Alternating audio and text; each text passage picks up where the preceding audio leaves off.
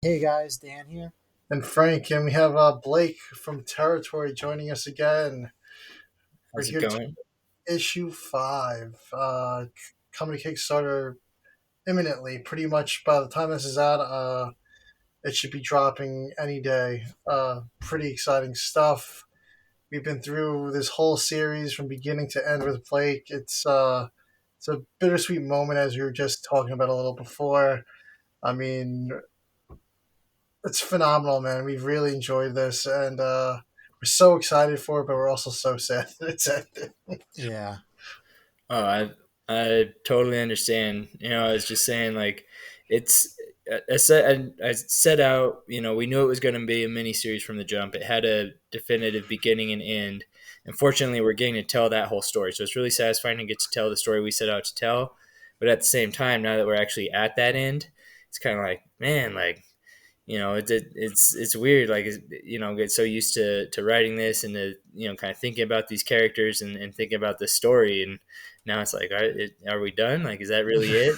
And so it is bittersweet, but it's nice that we had a goal that we set out to do and we were able to do that goal, and this issue is the final piece of that puzzle to put it all together. yeah, um, yeah. So campaign starting. It's on September 23rd, correct? 24th. 24th. Mm-hmm. All right, perfect. And what, like, what? I know you've released 3 covers already. When are we getting that fourth cover? Is that going to be on No, that's launch it. day, or is that going to be ahead of time? So it no, we will release it ahead of time. So I think the plan right now is probably just sort of 1 week before launch, just as sort of that last final little push. And it's going to be. I think people will be very excited about it. I'm excited about it. I imagine that both you guys might have a guess of what it is, based on some past conversations we've had. But it's something that it's been sort of a goal to do this for Territory, and we're making it happen. So very excited about it, and yeah, I hope by the time this goes live, I'm sure that it'll be revealed and out there and all that good stuff. I thought you were done with the covers. I did not realize there was going to be a fourth one. Yep. So we've done 4 for each issue, and we wanted to finish out strong. So there'll be 4 for this one too. So we got Donny Hadiwidjaja. He's doing the cover A, the main cover. So he's the interior artist. He's the interior artist on issue 4, and then he'll be the interior excuse me, the interior artist for this issue as well. And then he did the A cover. And I love his cover for this. I think Oh yeah, his cover for this really captured the feel of what we wanted to have for this issue. Like, we for 4 issues, Alkia has just been going through it, and it's been really just pretty brutal. But this issue, she's the cover, for those who haven't seen it, she's standing on top of the great horn skull, kind of in this sort of victorious pose, and that's what this is. This issue is it's the pinnacle of her story. She's coming out of everything she's been through, and she's coming out of it as sort of a complete person. This is the end of her personal journey, and from who she was from where we started the story to now. She's had a lot of growing, and so I'm really excited for people to see kind of the end of her arc, and that cover just really captured it perfectly, I thought. yeah, oh yeah. I mean, when you tease that cover in black and white at the end of issue 4, I was like, oh man, we need this today, like right Yeah, now. I mean, Dan pretty much read it within like the first like 10 minutes. I think it you was delivered it. like as soon as that email hit, I read it. I remember I was driving home. I'm like, oh yeah, the digital just came out. I'm like, I mean, I'll check it out when I get home. He's like, I read it already. I was like, oh, okay. Well, that's awesome, man. That's what's so exciting about this is, especially for people like you guys who have been with us since the start, who have, we've talked about it, like, you guys know the story, know the characters, you're invested, like, that's probably the coolest thing about finishing a story as a creator is, you've kind of been on this journey with your readers, with the people who have supported you, and so now getting to, finish that and show them what it was all leading to, and show them what it was all building towards, like, that's I'm really excited just for that, and to to see what you guys think, and the people who, especially the people who have been with the book for a while and have been invested in it. Like, we want to make sure that we're giving them the ending that we feel it deserves, the ending that hopefully they're hoping for, and we feel very confident that we did that. Like, we got to end it on the terms we wanted to and the way we wanted to, and I think it tells the story that we wanted to tell. Yeah. Nice. Yeah, I mean, it's like I said, the seeing Alkea's evolution throughout the 4 issues. Finally, we're going to see what happens in issue 5. The covers, I mean, from the 3 that you've shown so far, this is like, I mean, I'm pretty sure I'm going to go with the Mars one, but I might actually go for the bundle on this one. I mean, usually when I get my comics, I'm like, all right, I get 1 issue, but this one, I'm like, I think I might get all the covers on this one. I don't know. Like, this one's one of the hardest choices I've had on a cover so far. I'm like, I love the Mars covers, but I know. I'm like, you got Megan. I was And you setting got up Donny's for cover. the show, and I was like, I wanted to get the Mars totem cover as like a poster. I was like, oh No, man, I wish they that did cover prints. is awesome. And that's another one. Like, she's a part of the team. Like, she's done covers every issue, starting with the first one. She's been great to work with. She's like, I've loved working with her, and what she's done for Territory with her covers, with her work, has been like so unique. It wouldn't be Territory without what she's done. Like, it really kind of, I think, helps separate Territory from a lot of other stuff that's out there, just because her work is so unique and so eye-catching. And it was really cool talking to her about the cover for this one, because it was like, okay, for this one, like, this is it. We want to bring it all together, and so we kind of went back and forth with some ideas on how to do that. And it was just so cool because, again, she so perfectly captured everything that we were going for, everything that the series is about. So for those who haven't seen it, it's got all 3 kaiju. So you've got the Great Horn, you've got Aquamassis, you've got the Modelishki. But for this one, she kind of put them into this totem sort of position, and it looks so cool. Like, it's obviously you get the amazing colors and everything, but she killed it with the art. Each kaiju, she really captured sort of the feel of it, and then that totem feel really captured sort of the rest of the Territory world. There is a lot of tribal stuff, there's a lot of religious stuff, there's a lot of kind of spiritual ritual stuff in this series, and that is that's definitely a theme of this series. That's something that we really want to be prevalent, and so the way she captured that with that sort of totemic imagery on this last cover, not only do you get all the kaiju and get it, so you get them all together that way, but then to have them in this way that so perfectly represents the Territory world. And then of course, it's her art, so it's amazing, it's colorful, it's vibrant, it's totally different than anything else out there. And so when she sent me that, I was like, I think this is your best one yet. Like, I've loved every one, but this is just like, this is so perfect for me that I'm so excited to get this cover. Yeah, and like you said, they're so vibrant. I mean, it's just, there's something about her colors. She's just like, I mean, her art's great as it is, but then when the minute she adds the color to it, like, everything she does, it's just unbelievable. And she's honestly, one of my favorite things about social media is seeing all the artists. There's so many kaiju artists that I like to follow and see grow, and just how far along she's come. I mean, from the beginning, she was incredible, but just you can just see the covers that each time it's a little different, a little better. It's Her art's incredible. I commissioned that Blue Anguirus from her a couple months back, the Trendmasters, and she absolutely like crushed it beyond anything I could have expected. I mean, Yeah. I was like, I need something with color. I'm like, I can't just commission her. I don't want to just commission her for anything. I'm like, I want something with color. I'm like, you know what? The Blue Trendmasters and Anguirus figure is like one of my favorite figures. I'm like, she's gonna make that blue go wild, and she did. Oh, 100%. And I'm with you. Like, it's been cool. And I think I've told you guys this before. The very first cover, she hadn't really done a whole lot of color. So the first cover she sent over a black and white version. That was the plan, was to go with that. That was what I commissioned for. And it was actually her idea of like, hey, I've got this cool idea. Can I try this? And then when she sent it back, I think that was like, that just kind of opened the floodgates of like, not only are you an amazing artist, but like your coloring's amazing too.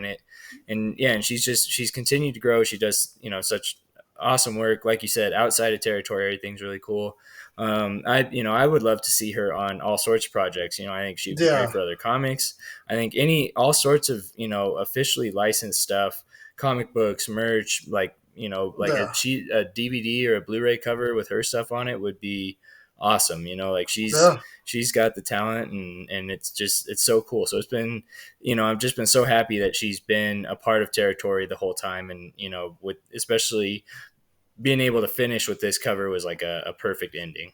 Yeah, no, it's an incredible cover, and yeah, I mean, like you said, she would be great on anything. I mean, that's one of the other things going into this year. I'm like, this is like our last Mars cover. I really hope another series out there picks her up for something. I'm like, we're not gonna get any more Mars covers for a little while. Yeah, I feel like somebody's got to be seeing what's going on, because Yeah, I mean, whoever, like, if you saw that on your comic shop shelf, it's gonna stick out and people are gonna buy it. yeah, Like, it's been our most popular cover every issue. And we've had a wide variety of artists. We've had a lot of really talented artists, yeah, people with different styles, all sorts of really cool stuff. Like, I love, that's been the coolest thing about being able to do these variant covers. As for me, like, I just pick artists I'm a fan of, and I'm like, hey, I've got this cool idea, yeah, this project, but like, I like your art. I just want to see your version of this. And so got to see so many, great artists do their take on it.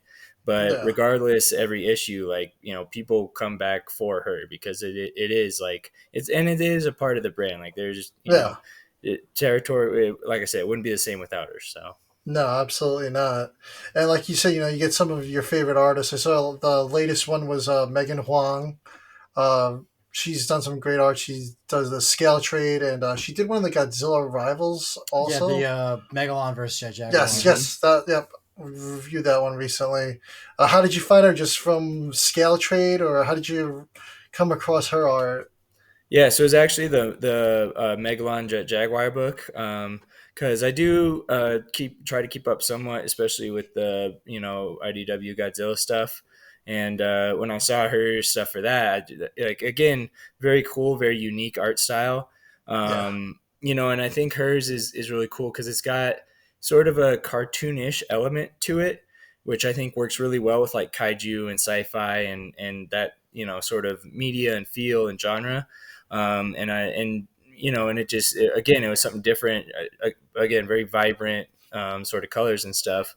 And so, yeah, so when I saw that, and I was trying to think, because with this issue again, with it being the last one, like, really wanted to go big, wanted to go out as strong as we could. So, finding some people who have done awesome books before, awesome kaiju art before, and she checked all those boxes, so reached out, and she was really cool to work with, and you know sent over the cover, and it turned out really well. Like, it's another one that is really cool. I feel like it's different from the other covers, which is nice. I want to give a variety of different covers for people with different tastes and whatnot, and so it fit where it was different, but it still definitely felt like territory, and I'm really happy to have her be a part of it. yeah. That cover, like when you said it has almost like a cartoonish vibe, it reminded me of almost like a movie poster or cover that you would have seen for an animated movie like in the 90s or something like that. Mm-hmm. It was like, it's pretty simple, straightforward, but you have the big epic great horn, Alkia standing there looking at him. I don't know. It just gave me like something like you would see at a movie store, where you're like, oh, what is this movie? Yeah. But it's a comic. It's really really damn good looking cover. I don't know, you just do an amazing job getting these cover artists, man. You have good taste. Well, thank you. I mean, that's the easy part, because I just got to be a fan, and it's like, Yeah, oh, like, and that's, like I said, that's the cool part about it, is being able to be a fan and then be like, hey, you know, actually talk to some of these people, actually get to, you know, work with some of them, when before it's always just been like, wow, look at this amazing work this person's doing. But then you actually talk to them, they're like, yeah, I'll work on that. And you're like, you know, that's very gratifying. It's like, it's been really cool to see. Yeah. No, you get to see them bring to life your creations and ideas. And like I said, it's the people that you like. It's just incredible, man. Just, I can't believe how far we've come. Yeah. Me neither. Yeah, I mean, it's been 4 years. You know, the first one Wow. was like kind of late 2020, I think. So it's been, you know, basically 4 years of working on this. So it you know, like I said, it is bittersweet, but it's nice to see all of that work paying off, and especially, like I said, talking to guys like you guys who have been so supportive and are excited about this last issue, are excited to see how it ends. Like, that's how, as a creator, you feel like you're doing something right when people are invested, and, you know, and they're like, yeah, like, I'm bummed this is the end. I want to see what happens. You know, we want more of it. That's like, all right, or at least doing something right, if, you know, if it's catching people's attention. So Yeah. it's very exciting, and we want to make sure that this issue delivers on, you know, on all that we've worked towards, and you know, everything that we've built up. Yeah.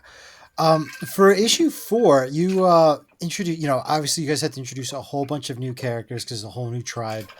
And you know, I think you did a really good job in one issue balancing out developing current characters and bringing in this new cast of characters as well. Um, how was that? How many comp sets did you guys have to go through to kind of find that balance in the book to not make it too like info dumpy or anything like that? Yeah, well, and that's, you know, Nicole DeAndrea is the editor, and I've tried to shout her out, you know, on every interview I've done, just because, which all everything you just said about finding that balance, you know, making sure that you're not info dumping, or there's just a bunch of exposition, or the story gets bogged down or anything. Like, without her, it wouldn't have happened. You know, having she's been such a great editor, so great for the book, and especially, you know, with sort of this big change, this new transition, like, you know, definitely had, you know, sort of the initial version of the script, and then went through a couple other versions as far as like just trying to tweak things, you know, taking out things that did sort of bog things down, or something like that. Because it, you know, with, especially with the comic book, you know, you only have so many panels, so each one has to Mhm. move the story along somehow. So you can't just sort of, you know, you can't sit there and just start to get into every detail that you want to get into, because you're like, oh well, this is, you know, I got this idea, I got this idea, I got this idea. You know, you need to find out, like, what's the real key part of that, what does the audience need, and what is important to the story. And having someone like Nicole, who understands storytelling so well, understands, you know, the writing process so well, and is able to, you know, kind of see what this is going to look like, you know, from script to paper. So, you know, I think a lot of that is her, her understanding of pacing, of story, and being able to sort of balance all of those things, so that you do still get a feel for these new characters. You still do feel like they're real characters and not just, you know, like random things thrown in there. But at the same time, it doesn't detract from the story that was already going on. And so it was, you know, and it's cool because with this is the first time we've introduced so many new characters at once, and it's, Mhm. you know, it gives us a lot of, kind of tools to work with, as far as to tell the rest of the story, and to set up some of these, you know, final conflicts and final events, and, you know, make it all feel big.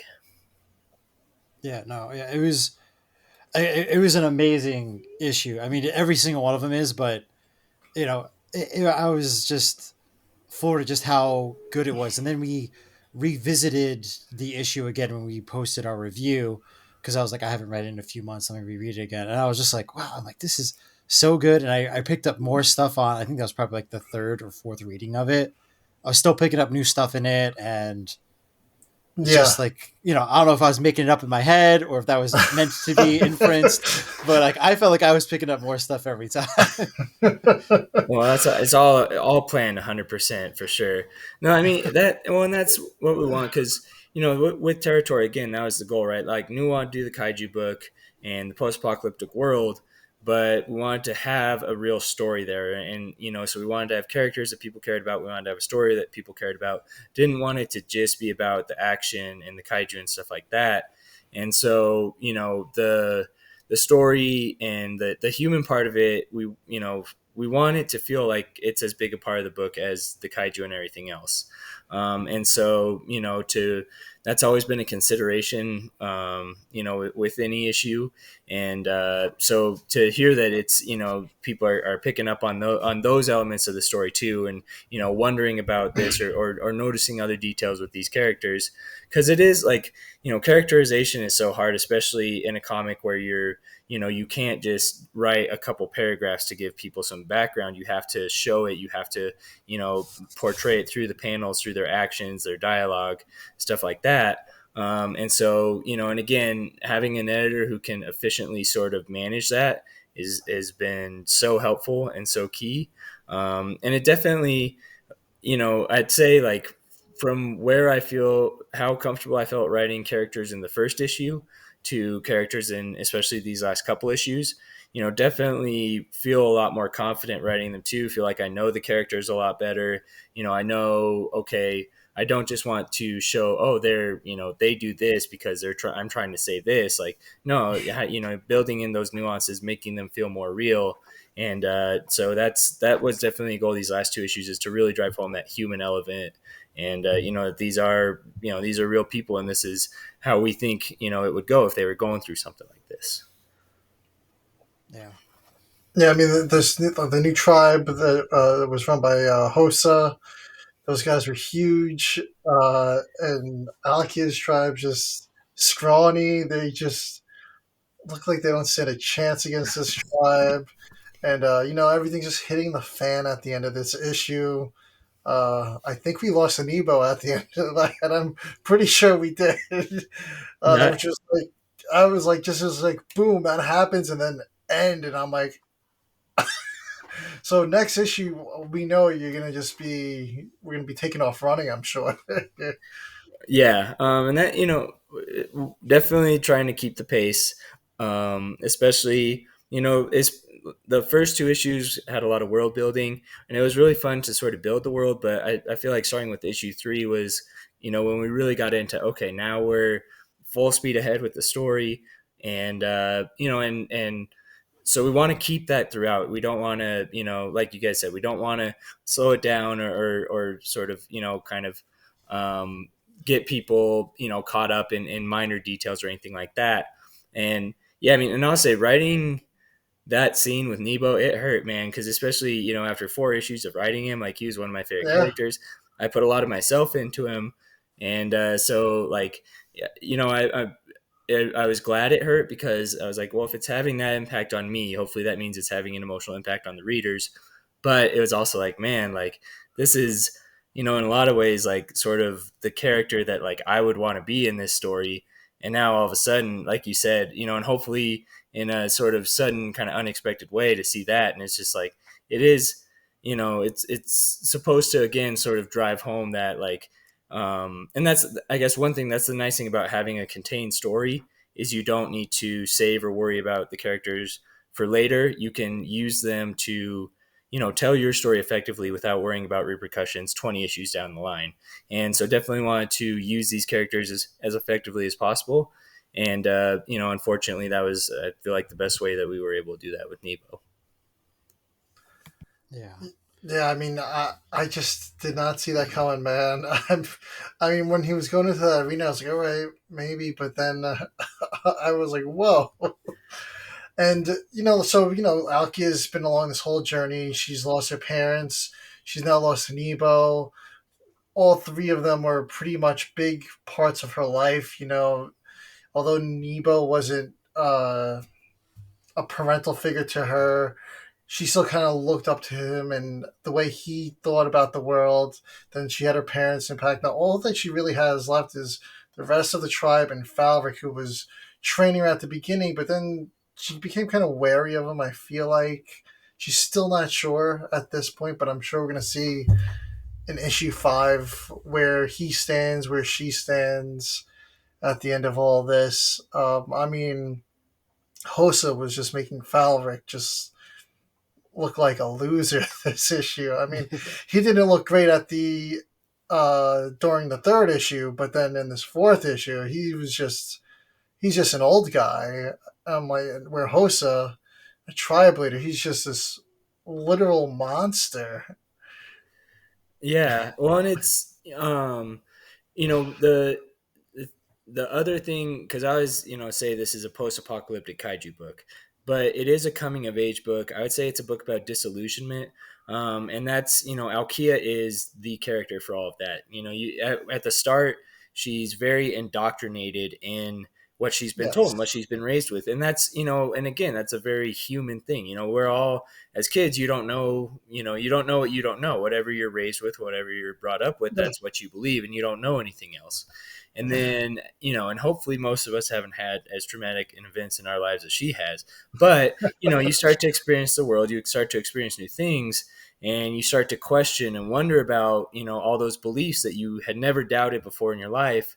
And now once you start to question those things, that's really part of what's to me growing up is, and becoming yourself is okay. You're, as a kid, your parents instill their values, and or whoever you're around instills their values. You're a product of your environment. But then as you grow up and that environment changes and you're able to look at it more critically, and start to understand it more, then it's, how do I interpret this environment? How do I think about this now that I feel like I understand it better? And that's the journey that we really wanted to show with Alkia, because that is a message that's relatable to everyone. Like even if you're not a kaiju fan, you can still relate to what's going on to Alkia and what she's been through, and how her thought process has changed. Um, and so and it's, yeah, and with her, obviously it's very dramatic, it's very tragic, like that's just kind of the story and everything like that. But the underlying sort of personal growth she goes through is what we want people to hopefully, after the series is over, when people are looking back on it, they'll be like, yeah, the kaiju stuff was cool, the world was cool, but it was really cool to see where Alkia got to, how she grew. And hopefully that's something that'll kind of stick with people. Yeah. Yeah. I mean, like you said, we're gonna see where her story ends, but like I feel like I don't know. I'm hoping it's gonna sort of be like the beginning for her in a way. She's gonna be starting out at the end. It's gonna be who she is now. She's gonna start the rest of her life with who the person is she's become. Uh, I mean, I know you said this is the end for now, but eventually, sometimes when these trade paperback collections come out, if you do a volume collection, sometimes they throw a little extra one at the end, like a little prequel story or a post epilogue type of story. Would that be something that you might consider if you do come back to it in the future for a collection? Yeah, so it's definitely something. It's crazy because when I had this idea, it was like, nope, this is the end, like this is the story I want to tell. But having worked on it now for so long, and having, like I said, having what I feel is a much better understanding of the characters now, I have thought about, okay, what would happen next, and I don't know exactly what that looks like, as far as if it would be more books, or like you said, just sort of a epilogue type thing, or what. But it's definitely something I started to think about. I don't have any definitive ideas, so I don't have anything like, oh yeah, I've got this cool idea and I really want to do this. Like, I'm not sure what it means, but it's definitely something. Whereas before I was like, no, we'll tell this story and that's it. Where I'm open to the possibility now of, okay, once this is all done, and able to kind of look back on it, is this something that is there more I want to tell here? Can we tell this story, but not just to continue it, but because we feel like there's more to tell. And so it's I feel like it's interesting to think about sort of what's going to happen after the end of this issue. But I'm just not really, I don't know exactly what that would look like. No, no, that's understandable. I mean, because you know where you want to go with it at the end of all this. Yeah. So just like transitioning over a little bit to the campaign, are there any like add-ons or tiers that you kind of want to like push or be like, hey, we're gonna have this coming, or anything you could reveal? Yeah. So with this campaign, again, with it being the final campaign, kind of looked at it as this isn't really, this is an issue 5 campaign, but this is a campaign for territory of the series because, for people who have been with us, they can finish the series. For people who haven't been with us, now they can get the whole series, so they can get the whole story. And so we want to, um, make sure that we are giving the people who giving people who are interested in this sort of the best ending we can. And so we looked back through the previous 4 campaigns and really tried to look kind of critically at like what worked, what didn't, what's been popular, what have people been excited about, and how can we really give that and give the best version of it. So I would say this is a lot more streamlined campaign than any of the previous 4, just because there's really no experimentation with this one. We're not necessarily doing anything new, but what we are doing is sort of trying to make like the best version of everything we can. So we'll be coming back with more cards, but we'll be making like some nice holographic cards. We'll be Oh, doing some like more kind of holographic foil premium kind of bookmarks and stuff. So it won't necessarily be anything that we haven't done before, but it'll be just hopefully sort of the best version of everything that people have liked, so that people who have enjoyed collecting the art, there'll be a lot of Mars's art, there'll be a lot of the Kaiju art. There, we're so just trying to really figure out what's connected with people throughout these campaigns, and how can we give the best version of that in this one. So it, so and with it being streamlined too, I like it because I feel like you're with this, you're getting just kind of pure territory and the best we have to offer. There's really nothing, nothing else with it. Not, we're not trying to, follow like, just like, oh, what's popular, with other stuff right now. It's like, no, this is what people have liked. This is what's worked. Let's make sure that we're doing that really, really well. no, I always love when campaigns have prints as an option. Yep. I love the trading cards. The trading cards from the last round were like incredible quality. I love those trading cards. I was just in disbelief how damn good they looked. I was like, these are really just legit looking trading cards. They're right there behind dead on the shelf right Yeah, now. I have it right over there. They were damn good trading cards, man. So I'm pretty excited to hear that you got those coming back and some foils. I think Mars's art would really pop with some foils. You did do foils for issue 4, right? Or was I? Or did you do We glow in did. the dark? Yeah, so she had like for we did have a foil cover for the Laura Helsby one, and then Mars had like a blacklight metal cover. Oh, yeah, that's what it was. So yeah, and that's yeah, we'll definitely have like we'll have some prints and stuff and everything for Mars. And again, we want to make sure that we're giving people the sort of the best version of it that they can get. Yeah. Yeah, no, that's great. I'm so looking forward to this campaign and backing it and trying to go through all the tiers and see what I want to get. Um, what would have been some challenges with like this is the last thing, like story wise, have you did to have to go through like more buttoning up with your editor, or like yeah, like because you're just like I want it to be absolutely perfect. Yeah, one the so Territory was originally going to be 6 issues. When I wrote, because I wrote the 6 scripts before I had got an art team or anything, and so I was like, okay, 6 issue series. But as we were kind of going forward, and even as I was writing the last couple issues, like I in my head when I went to write it, I told myself that I wanted it to be a 6 issue series. But there was some stuff kind of in those last couple where I felt like I was just writing to fill space and to get to those 6 issues.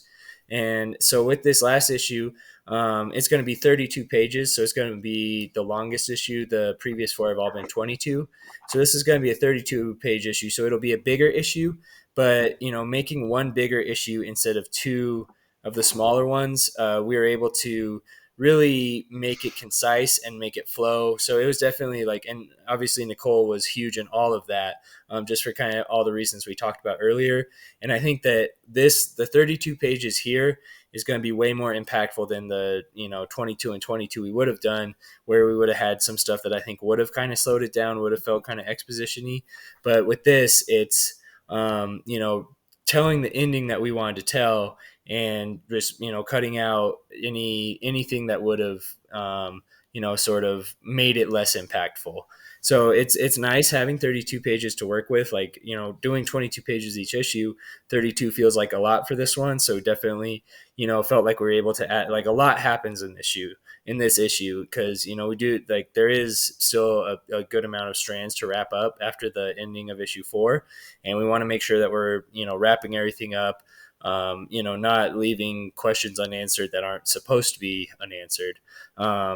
But so with 32 issues, we felt like, or with 32 pages, we felt like we had room to do that, but also, do it in an effective way that really keeps, the pace that we have going right now, and until, that last page, when it's all wrapped up, and it kind of gives you that feeling of like, all right, this is it. This feels like, this feels like the end. This is where we want to be. So yeah, so it was definitely an interesting one. And then, obviously 32 pages, that's 10 more pages of art, 10 more pages of everything. So it's, talking with people, making sure we're mapping out all the pages and everything, so that it all, does continue to flow now with this longer, more pages, this longer book. But I'm really excited. Like, once we got the last script, the sort of final edited version, like it felt right, and it felt like we had it as sort of the best it could be. And so now it's just I'm also very excited to see the final thing, and the art that's been coming in has been great, and I just can't wait until it's all done. Yeah, I mean that's like, how far along is that art? I mean, and like you said, 32 pages. It probably feels like you had a lot more room to get what you wanted done in there, of course. Yeah. But how far along is the art on this? So right now it's about a third of the way done, which is, so the first two campaigns we tried to get the book all done before we went to campaign, which was great, but it also, it made planning the campaigns very difficult. Of like, all right, we're going to do this, and then because especially there's so many people involved in the process and everything, that if it gets caught up somewhere, it pushes everything back. And so with Yeah, this one, we wanted to, okay, we want to, because the other thing is, we want to keep a somewhat kind of consistent schedule. It's been basically fall that each of these has come out. So, having this one kind of come out around that same time for the consistency. And then that way I'm also not feeling like I'm pressuring the artist, because I don't want to rush Donny or yeah, Ichsan or Marco on, because they've all put such great work in and so much into this, that I don't want them to feel like they have to rush just to get this final issue done so we can get a campaign live. yeah, So it's about a third of the way done.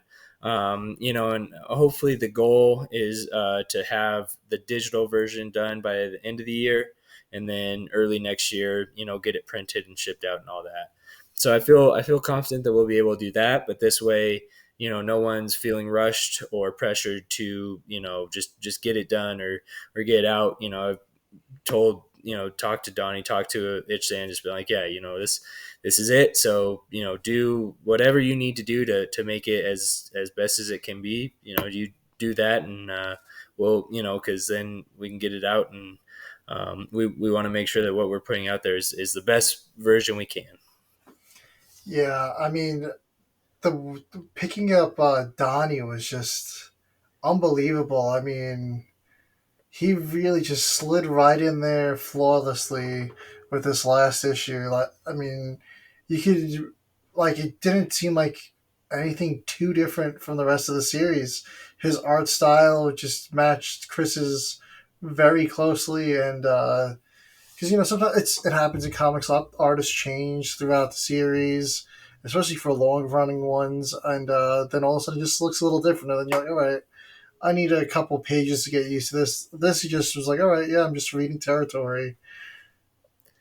Definitely. Well, and especially with a miniseries, I feel like that continuity is so important, Yes. because if it, and especially now where we're just kind of getting to the point where we're really pushing the pace on the story.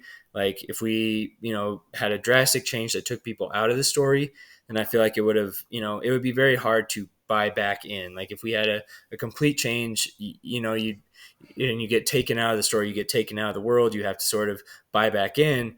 That, like you said, that kind of takes a little bit of time and investment from the reader, and it could definitely have been disruptive. But and so fortunately Ichsan had worked with Donny before. He was actually the one that kind of talked to me about it, which was great because they already had worked together, so they had a good working relationship, and that helped a lot too because Ichsan, like the colorist, is so responsible for like the atmosphere and the feel of a world in a comic book.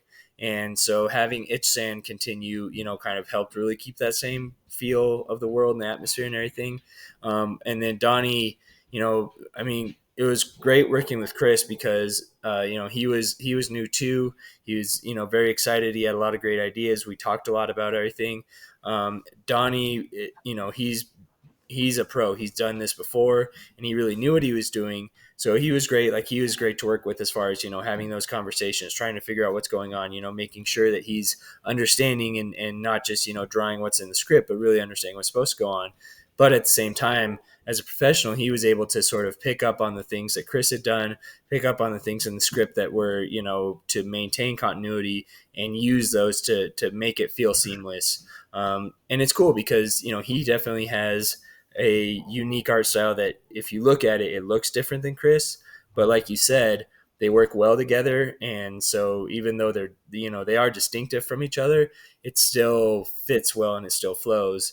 But like I said, and a lot of that I think is also thanks to Ichsan and just his Yeah, great the colors and world colors. building and everything that he's been doing.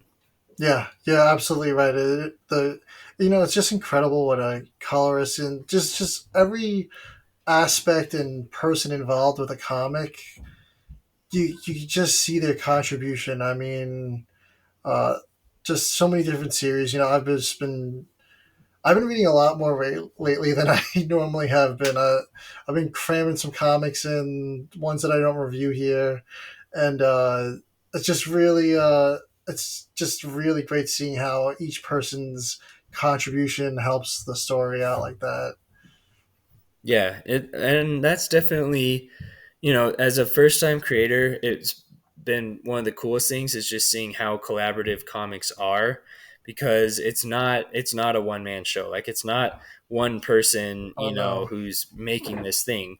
It is everybody working together and coming together as a team, and that's when you get the best works, and you can tell when somebody was either just trying to do too much or didn't have the right person or something.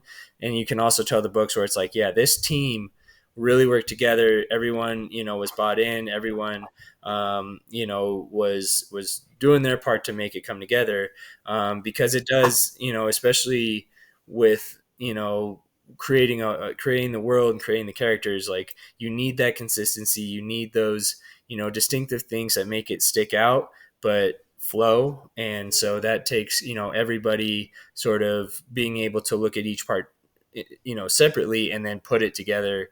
I feel very fortunate that from the start we've had such a good team.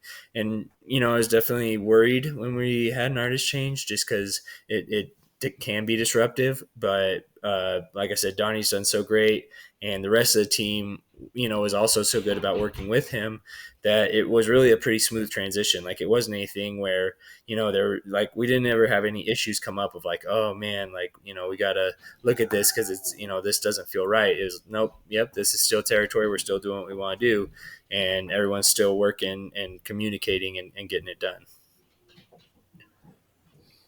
no, one hundred Yeah, percent. definitely.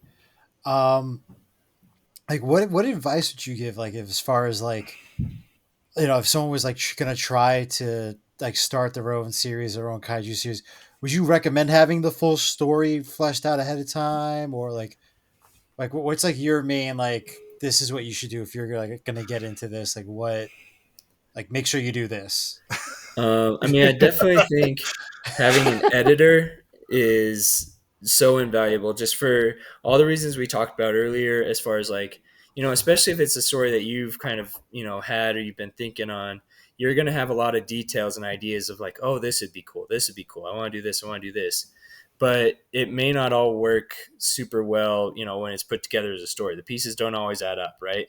And so having somebody who can help look at it and say, cool, you've got a cool idea here. This stuff's really cool, but we need to, make sure we're focusing on this. This is the heart of your story. And so, we need to make sure we're focusing on this, and we can kind of have some stuff on the side, but we don't want it to be disruptive. We don't want it to, slow down what the storytelling part of it is.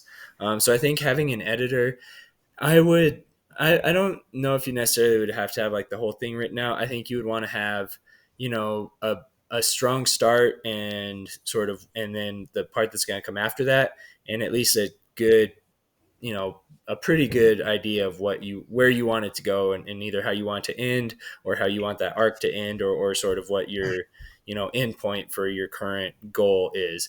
Cause that way you can know, okay, this is where we're starting, and then this is what's going to happen, and this is where we need to be.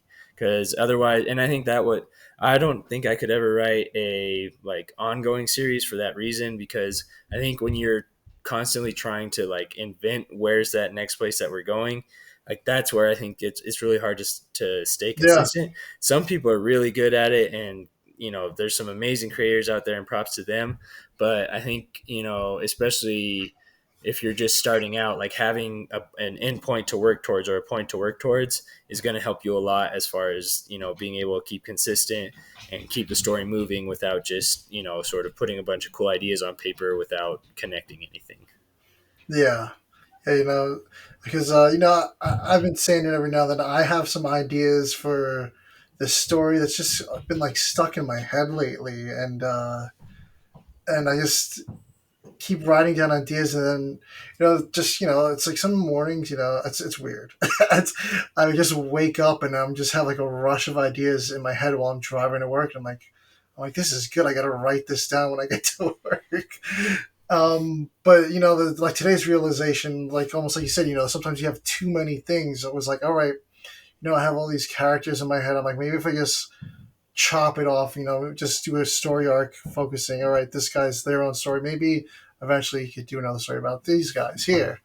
Yeah, that's Dan pretty much asked what I was going to ask you right there. Was where was the advice you would give a new writer? and Awesome. Well, and to be honest, man, like that's kind of how territory was for me. It's like I have this idea, I like it, but so the other thing is, if you really like it, like to say to just do it. And I know that's like kind of cliche, but if you don't start, writing it out, if you worried about like, oh, I got to know everything beforehand, or I got to figure all this stuff out, like you're never going to. It's going to be a learning experience no matter what. And so, for anybody, like for you or whoever else, like if you have that idea that you're like, I am really confident in this idea, I really like this idea, like write it down, at least set a goal for yourself of I'm going to do this much of it, because otherwise it's easy to have it's easy to tell yourself, oh well, I just need to learn this, or I just need to figure this part out, then I'll do it. But there's always that something else you can learn, right? So you'll never really, you got to just kind of jump in at some point and say, I don't know what I don't know, but I'm gonna figure it out along the way. And and the nice thing is with the indie comics community right now, especially on Kickstarter and stuff like that, there's so many people who are so helpful, who are willing to help, who you can reach out to. There's a lot of resources online as far as like, so a lot of those questions you can just kind of answer as you go. And then when you reach a point where you're, not sure about something, you just kind of work through it until you find a solution. And that's how you learn. And that's, and then the next time you're like, oh yeah, and I screwed this up last time. So now this time I at least know what I'm doing a little yeah, bit. yeah. I mean, it's just like such an intimidating thing. You're new to this, and then you're like, oh, what do I do? Like that's where I've been at in my head. I'm like, all right, well, I know the concept. I'm like, where do I want it to end? I'm like, I could just have all these ideas of different story arcs, But I'm like, where does it end? What happens at the end of each of those story arcs? I'm like, how do I explain this? How do I explain that?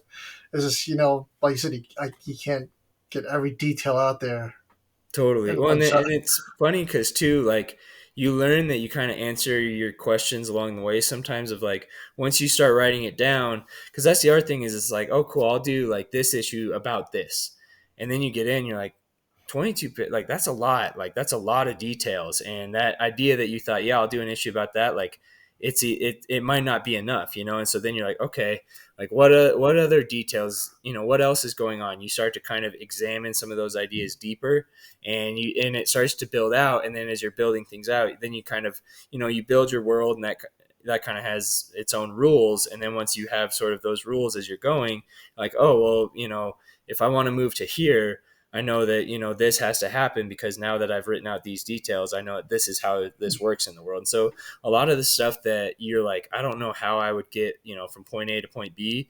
Once you start writing it down and you start building things out, you kind of almost set up the path for yourself of like, okay, all this has happened. So now these things have to happen. If I want to get here, like, this is sort of the steps that have to happen to get there. And so it all, it does start to just kind of flow. And obviously there's points where you're like, I don't know how I'm gonna get there. Like, now I'm just lost. And that's when it's fun to start, brainstorming, just getting some ideas down. And you might have something that wasn't, in your original idea or plan at all, but you kind of come up with this, and oh, actually that, that's really cool. That fits really well. And I like that. And then that kind of takes you to, either a new place or where you're trying to go, but in a different route. And so it is cool. Like, that was one thing that was cool from concept to reality was there was a lot of questions I didn't know I had, but I learned that I had them as I was doing it. And then I learned the answers, along the way too.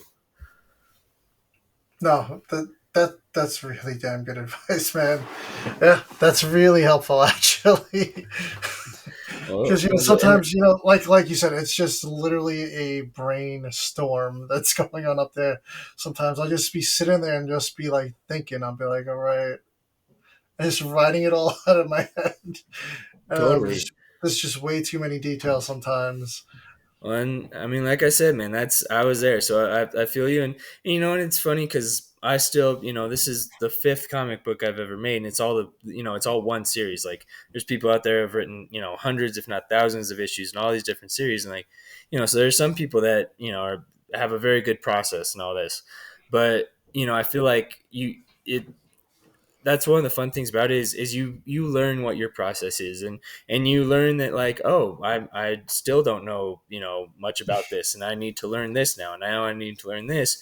But every time you do, it gives you a little bit more confidence. You start to feel a little bit better, and then you like as stuff comes up, you're kind of like, all right, like this is kind of this is similar to that other thing, so let's kind of think about that. And and it all starts to kind of start coming together, and it's easier to start distilling all of those things into something that's actually doable in like a contained form. No, absolutely. Uh, I don't know if I have any more questions about comic creating here. I was curious though. It just hit me back because I was thinking about it the other day and it just came back to me. Are we going to see any more of those? I mean, we're so far along now in the story, but they are on a cliff, sort of. Are they by the ocean at the end of this last issue? So they weren't. They're not really supposed to be by the end of the ocean. Like that was just supposed to be sort of a cliff face. Yeah. Um, so there's not. There's not any like water doesn't play a huge role. I Okay. guess we'll say. Because I was going to say, are we going to see any more of those, like those Aquamasses people that showed up in the issue 2? Yeah. So we're not. That's kind of spoilery there. Yeah, I mean we're not. That's I'll just say that's not really the route the story's going. I Oh, was gonna yeah. say, I think I asked that question like Oh, you did? maybe our first interview. Yeah. Well, and that's so like those guys are actually a perfect example. I did not though that was not in the original plan at all. But as I was writing that issue, like it just kind of worked and it was cool. So, and it fit sort of some of the messages and again, like as you kind of built the world out, it kind of fit what was going on, in the world as I was writing it. So I like those a lot. I think there's, like they were kind of supposed to be, and that was also before I still feel like I was including a lot of kind of side details at that point of like stuff that I'm like, oh, this is cool. Cause in my head, it's like, oh, well, this is representative of this, and this, but you guys don't get to see any of that. Cause that's in my head. It's not actually in the books. So, it doesn't really go down that route as much. It would be like, those are the kind of things so that like looking at it now, be like, well, like, I did have some ideas with that, and so like, what would what could following up on that look like? Yeah. All right. All right. Yeah. I saw you guys review the fourth issue yesterday, and I heard both your theories. And one, it was really cool because that's the first time I think I've ever heard anyone theorize about a story that like I made. Because you always have theories about like other people's stories, right? It was really weird but cool being on the other side of that. We're like, oh, now they're actually trying to get in my head and see, what they think is going to come next. I'm not going to comment on whether it's right or wrong. I don't want to spoil anything. I just want to say, like, I thought that was really cool to hear sort of some ideas of where the book could go, and what you guys are thinking, what you guys are picking up on, what is sort of sticking out to you guys. Like, that was a really cool thing as a creator to kind of hear, like, okay, now people are trying to get it in my head and see, what's going on in there and what I'm thinking. Like, I just never thought of it that way, and that was sort of an interesting experience. So I just wanted to kind of shout that out. Thanks. Yeah, after seeing the color version of Donny's cover, I was like, all right, maybe I'm leaning towards Zan's theory where like Alki is gonna kind of like hone in the Great Horn because, like, even on the Mars cover, like the Great Horn's eyes are glowing, and now like with her standing on top of a skull in that colored version, it almost looks like her eyes are sort of glowing too in a way. I felt like. I'm just gonna say, never judge a book by its cover, right? Like, you can't. It's true. I It's can't true. tell you guys, what.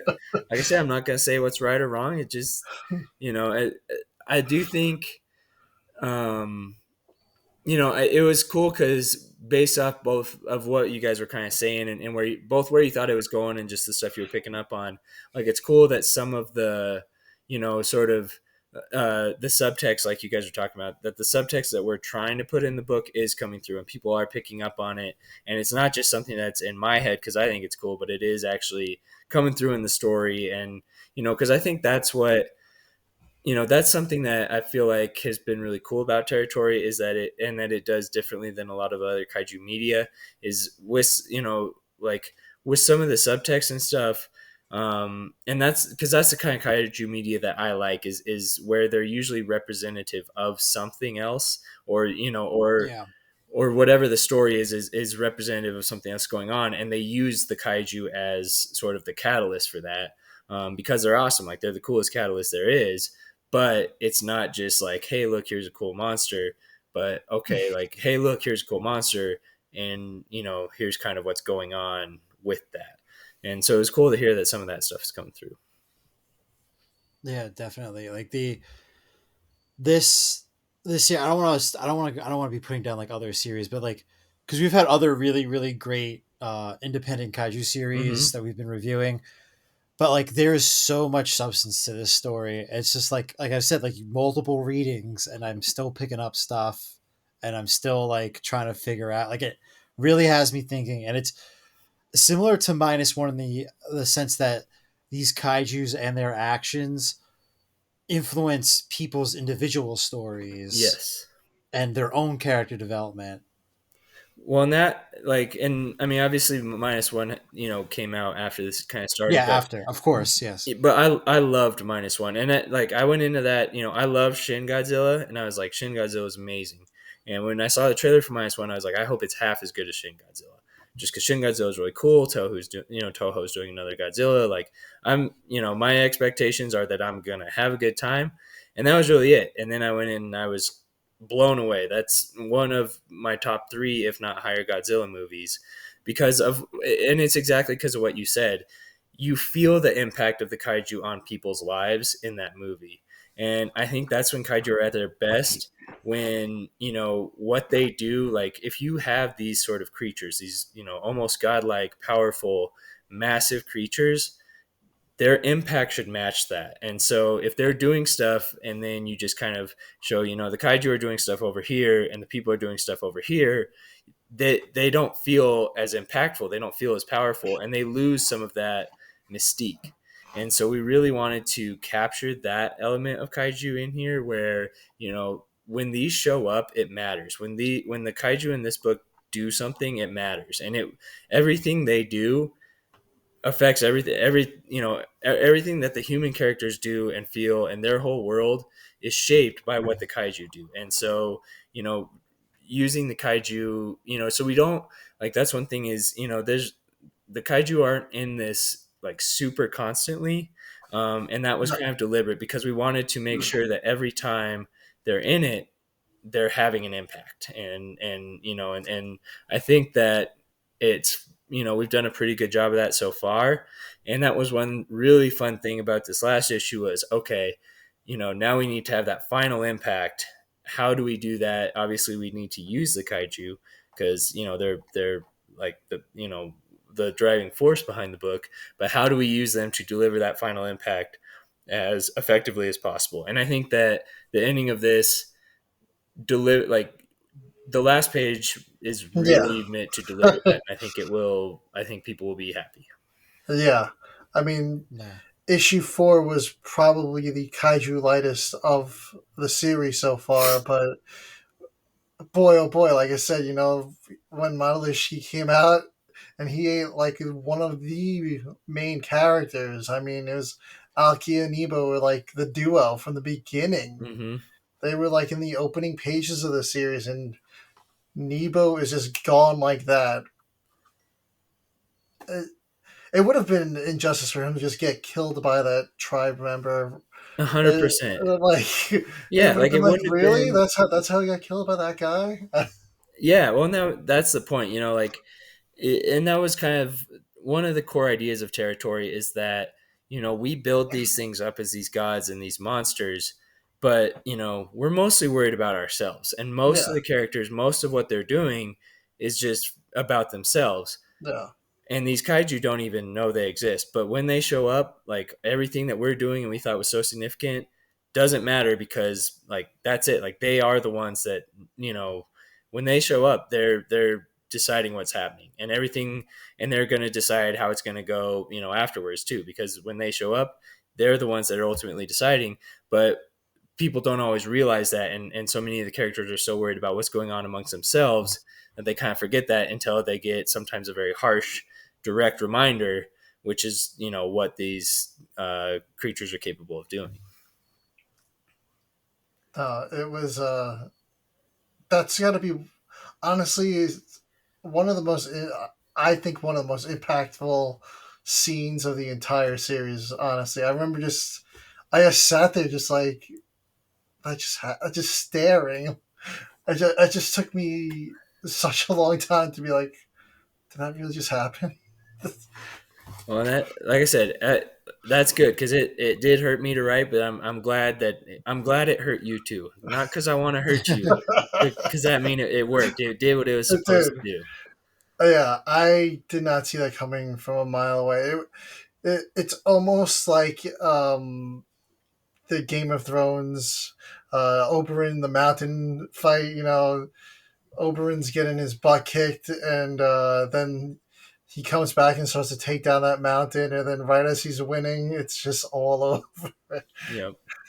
Well, that's, yeah, and it was. I will say it is, like, that was something, like, writing that was kind of fun, because you're like, okay, like, we can give a little bit of hope and it's gone. You know, so it's like Yeah. Yeah, you do kind of learn where you can sort of play with, you know, getting in other people's heads of, all right, this is what I want to show them because this is what I want, you know, them to be thinking, and then I'm gonna hit them with this jab from over here, and it, you know, it creates kind of this what the hell moment. yeah. You know, and as long as it lands, I think that's really effective. You just gotta, you know, and that's, you just want to make sure that you're building up So at the payoff is, you don't just want to have this thing happen that you're like, well, that was unexpected, but like, why? You want to make sure it's got that emotional payoff behind it too. Yeah. Oh yeah. Yeah. I mean, in my head, I'm just like, if let's say he won that fight, Nebo, he basically practically did. What would have happened next instead? But now, you got these kaiju here. It doesn't matter anymore what would have happened next if he won that fight. Yeah. Yeah, definitely. So is there anything that why don't you like just plug all your stuff and just so people know where to find you and just a little bit about the campaign. Definitely. So yeah, so this campaign, it'll be going live September 24th. The pre-launch is up. Um, but basically, so this is going to be territory issues 1 through 5, which is the complete series. It's a post-apocalyptic kaiju series where people worship the kaiju as gods. So whether you've been with us before, you can get the ending. If you haven't been with us, you can get the whole series in one go right in this campaign. We'll have all sorts of catch-up tiers. We'll have all sorts of art rewards. We'll have all sorts of covers, including some all the Martha Womersley covers, the Mars ones we've been talking about that are so cool and unique, as well as some covers from a lot of other talented artists. There'll be 20 total covers available, Wow. and yeah, I mean, so we're like I said, this is a story that's been 4 years in the making, and this is when it comes to its head. It's 32 pages of epic kaiju action. So you can find me on Twitter and Instagram is probably the two socials I'm the most active on. It's just BMC Comics, BMCCOMICS at both places. If you're just curious about the book, you can read the first 3 issues for free on Global Comics. So if you just go to Global Comics and search Territory, first 3 issues are there, totally free to read. So you can check it out and see if you're feeling it. Awesome. Perfect. And yeah, just wanted to thank you again for Yeah. spending your time with us and answering all our questions. Yeah. No, we really appreciate you. I mean, if you have any future projects, we're here, man. We're here for you. We're always down for it. We don't just read kaiju comics, even though that's all we cover most of the time. No, like I said, I appreciate you guys. Like the most gratifying, thing about kind of this whole process, is talking to people who do connect with the story, who are interested, who are invested in it, who are enjoying it. Like there's no greater feeling, as a creator than that. So, and you got, and also the hardest thing about any, especially indie comics, is just getting the word out, getting people interested. It's so hard to reach people. And so, guys like you guys who help spread the word, who help, get our voice out there, so incredibly valuable. Like I could not do this without the help of, people who are willing to help kind of spread out there and get the community involved. So thank you guys for that. Thank you guys for reading. And, like I said, I'm very excited because I feel like this is a very satisfying ending. I can't wait to get it out to you guys. Can't wait to hear what you think. And yeah, so thanks for having me on. It was a good time as always. Thank you. All right. Thanks.